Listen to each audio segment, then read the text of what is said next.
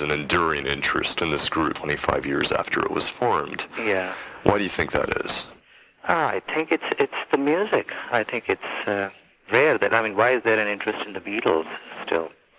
Or the Rolling Stones or something? And there's something magical about a few people coming together and I guess linking on all levels of communication, whether it's musical or mind or heart or emotions, everything. And Shakti was such a group which made that connection. And you could see it when you watched the band play, that that they were totally connected, that they were operating as one. They were not four people, one person. And I guess that brings incredible amounts of positive feelings and vibrations into one's music, and that is something that lasts. John mentioned to me that the group was very dimly looked upon when it was first established. Well, what happens is sometimes you have a vision, you have this urge to be able to go forward and do something unique, and it turns out that it may be at a time when people are still tied into what is as opposed to what should be or what can be, and therefore the time is not right, and maybe that's one of the reasons. I think when he said that, he meant commercial people like record companies and, promotional companies. They thought that they would have a tough time to sell this thing because they had no idea what to call it, which category of music, which bin in the record shop to put it in. They had no idea. So they basically looked at it with great amounts of hesitancy. And I guess they've been proven wrong because it has endured. So would you say it's much easier for Remember Shakti to operate in 1999 by comparison? It seems that way. The record has done reasonably well, and the concerts are selling out everywhere we play, and the response is so incredible. The way the people come and see the show and meet us and respond to us while we are playing. The incredible love and affection, and it's just amazing. Even though this group does not resemble the old Shakti, it's a different sort of a group, and in some ways it's a step forward to the hopefully a next level of musical coordination and composition. But they just love the band. I think the awareness, I'm sure all musicians feel that way, of music or traditional music of all parts of the planet. The awareness of all that is much more evident in a concert goer now than ever before. The taste of a music listener is so varied these days, from techno to rock to jazz to Indian to world, all kinds of stuff. And it's just amazing to see people who are so open-minded and so panoramic in their vision these days. And therefore, a group like Shakti is just the ticket for a lot of people. They just love what happens with it. Do you think Shakti's played a role in encouraging or cultivating this, this absolutely. openness? I think this was one of the first combination of musicians to try something that was musically crossing all boundaries, in the sense that we didn't approach each other or sat down to play music thinking, okay, now you play South Indian, I'll play North Indian, and he'll play jazz, and then we'll see what happens. We just played together. Didn't matter who started what. We just jumped in to the wagon and took a ride together. And that was something that was unique at that time, because people made music, but they always made music one or the other crossing over. never meeting somewhere in between. If Ravi Shankar played with Yehudi Menuhin, Yehudi Menuhin had to cross over into the Indian territory and play Indian classical music written for him by Ravi Shankar. But it was never a combination of Western classical music or Indian classical music together. And there was reason for it. People like Ravi Shankar are great traditionalists, and they felt that they had to maintain their tradition. And then whatever has to happen in that discipline. People like us who were young at that time had no qualms about trying various different things. And so that's what happened with us. We just sat down and we played and did whatever was necessary to make it work musically, to make it feel good musically and be fun musically. So I think it set the tone in many ways for people to interact, musicians to interact and communicate on a more different level. Especially Indian musicians became much more open after Shakti towards the idea of trying things not just within the realms of Indian music, but stepping out a bit and trying different things in any tradition that they felt comfortable with. Did any perceived racial issues ever come up in terms of the public? I have a feeling that as far as the music fraternity is concerned, there is no the Lord and Master and then student and stuff aside. There is no, how would you call, layers of who's who and therefore what and how and that kind of thing. So as far as music fraternity is concerned, everybody is a colleague, everybody is a friend, everybody is a person you're going to sit and jam with. I mean, of course, there are greats in the music field, and you give them that respect.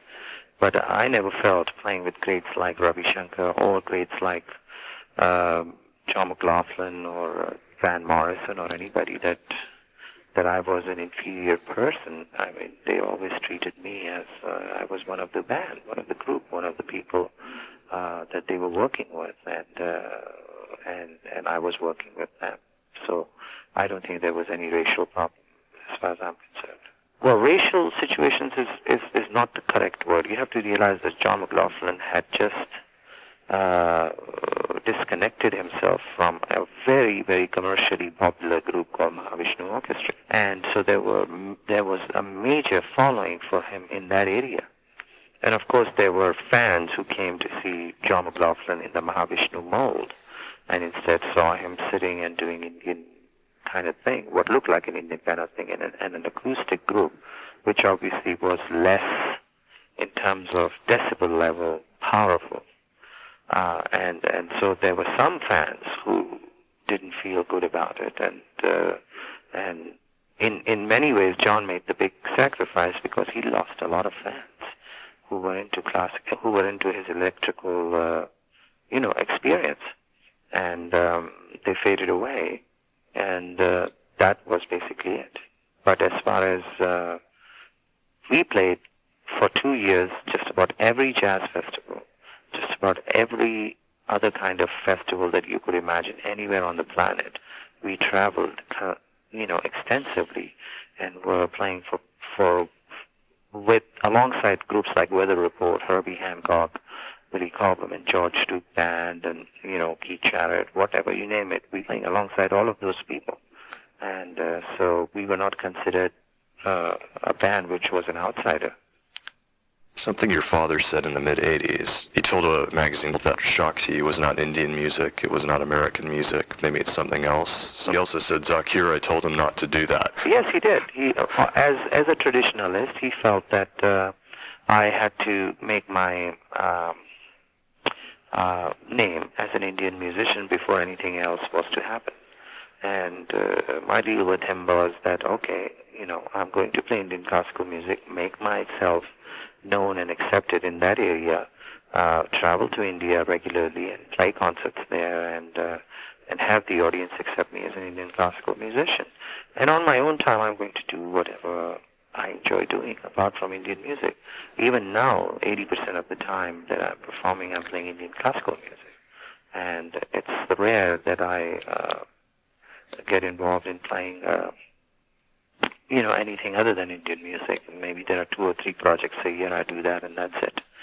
So, yes, in the beginning he did have problems, and he was worried as a teacher that I would just, move away and drift to the other side of the world and sever my connection with India. But, I convinced him that that will not be, and so after that. And when I proved through my actions that it's not going to be that way, it was fine.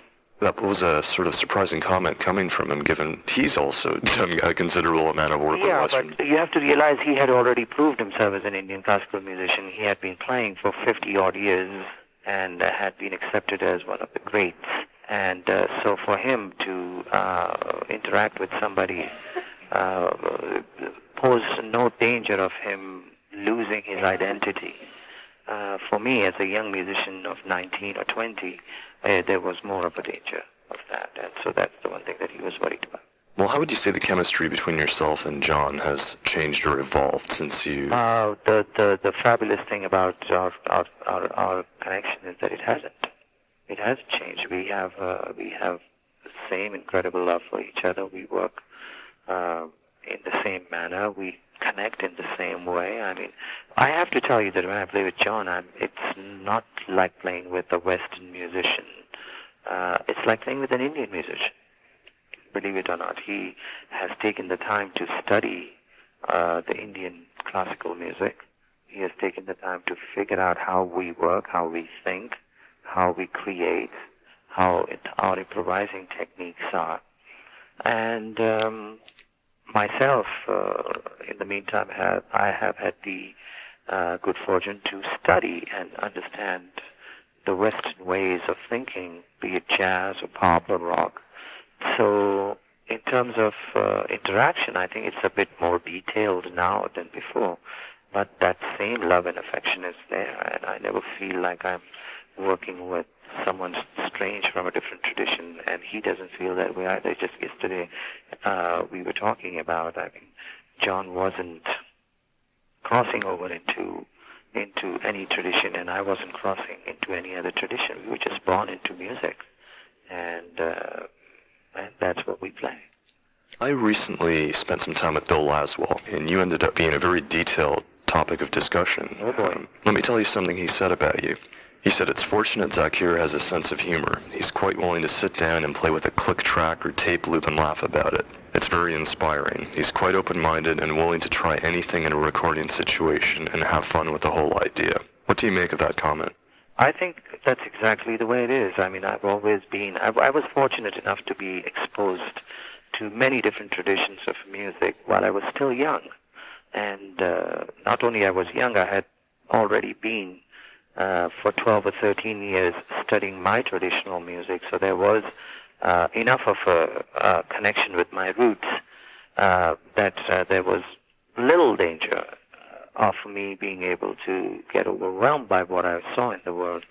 But I was young enough, and therefore felt that I could bend and, work my way into any kind of tradition and play with any kind of people. And so, from the very beginning of my relationship with music other than Indian, it's always been adventurous. I've been with people like, say, Mickey Hart, who would try anything from throwing metal on the ground and recording that to building a fire on a farm and putting a microphone there to see how it crackles and what kind of a sound you get on the tape from it, or putting a drum at one end of the tube and playing it and have a microphone at the other end of the tube 500 meters away and see what kind of a sound projection that has. I mean, I've done all kinds of things in my time, and I've been adventurous in that sense, because only by being open and sometimes taking risks and being adventurous can you really discover what is out there. Another thing Bill told me is that when you usually record with him, you have no idea what the project is or where your playing will end up. That's true. And that is because I have complete trust in Bill and his vision and his ear. And he's going to make the best use of what I do. That much I'm aware of. Tell me about the solo album you're working on with him and Talvin Singh. It's I mean, there's been a major look into techno, into electronics being one mode of expressing what organic instruments can do. And so the basic idea in the nutshell is to use organic instruments as principal voices and see if they can project themselves through the world of electronics and techno stuff and create a kind of jungle-oriented music that's going to be more instrumental, but instead of just being totally electric, it will be more eclectically electric. I mean, I'm hoping that that vision is firmly planted in Bill's mind, and he will guide us through that well. What do you make of Talvin and what he's doing with Tablatronics? Talvin is an extremely talented human being and a man with a very, very thinking mind. And, he has created, I think, single-handedly in his field a demand of the kind of stuff he does and the kind of things he comes up with. And but he's also a very fine tabla player. So having that rhythmic background and his inroads into creative music through synthetics, use of synthetics, and the synthesis of the two is very, very, very, very good. I really enjoy what he does. How do you feel about the fact that tabla has become this very trendy sound in recent years? It's all over the place. I'm elated. I'm happy that that's happened. I mean, now I don't have to explain to people what tabla is. And a lot has happened over the years with tabla. I mean, people used to relate to India through the sound of the sitar. Now it's not that. Now it's Nusrat's voice or tabla, and people know that there's more to India and the sounds of India than just the sitar, and that makes me feel really good that somehow it's got to the point where the instrument and the sound of the instrument has not only become recognizable, but also in a lot of demand, and that makes my job easier as a performer. Why do you think that's happened? I guess there are some very, very fine tabla players now, and a lot of percussionists who are well known, who play this instrument and really, relate to this instrument, and people like Trilok Gurtu, for instance, who's one of the fabulous jazz percussionists, has had a lot to do with it. Talvin has had a lot to do with it lately. Myself, I think, in my own way, have contributed to it, and I think, keeping all that in mind, it's just suddenly an instrument that has caught on, and it's tabla's turn at the moment at the disc. What are the challenges and rewards of running Moment Records? Well, to be able to have... See, Moment Records was not founded basically to do my music. It was founded to do music in general, and I just felt that as an Indian musician, I needed to provide a platform for where Indian musicians can themselves control and launch their products. Mm-hmm. I mean, when you talk about doing a record with any record company, you go into a studio, you do the recording, and you deliver them the tape, and then you see it in the store. Between the delivering of the tape and it appearing in the store, the musician really has no say on what happens with the jacket, what's written on the liner notes, how it sounds in the master, mix, down, and, anything, or what the cover should look like. And so what I felt that, there has to be a company that can provide that kind of a platform to a musician who can have a major control over what his or her product is like, and at the same time be in a position to have their product appear simultaneously in all major stores all over the world, be it Warehouse Records or CD1 or Tower or Virgin or anything, and have their own bins on a regular basis, and have a visibility on a more universal level in a more mainstream sales area as opposed to Indian stores and concerts. What about the challenges? Well, it's difficult to do that. Obviously, it's hard to convince distributors to be able to distribute you in those areas, and convince the reppies from the companies to go out and sell it to the shops, and make sure that they understand that this is a product worth putting on the bins or in the windows, and making all kinds of deals with them about it. My name, to a certain extent, sells it and makes it possible. But it is hard work and it's hard going, and but with the focus on world music and therefore also on Indian music and tabla being an important sound these days, it's becoming easier, I think. And we are also doing products which are much more acceptable, like George Brooks or Masters of Percussion or Best of Shakti and stuff like that. So Ravi Shankar. So I think it's giving visibility enough to the company, and the product itself is of very high quality, and that eventually people understand that this is a good area and good place to get music from. What keeps drawing you back to Indian classical traditions when you're exposed to all of this other music? Adventure, discovery, learning, finding out more. I'm still learning Indian classical music. I'm still studying with my father. Whenever I'm in India, I go and I sit with him, I study, and every time I play with a new Indian classical musician, there's more to learn. As there are as many expressions as there are musicians, and so it's learning time no matter what. So that is what I think I am. I'm a student, and that drives me to more towards more discovery.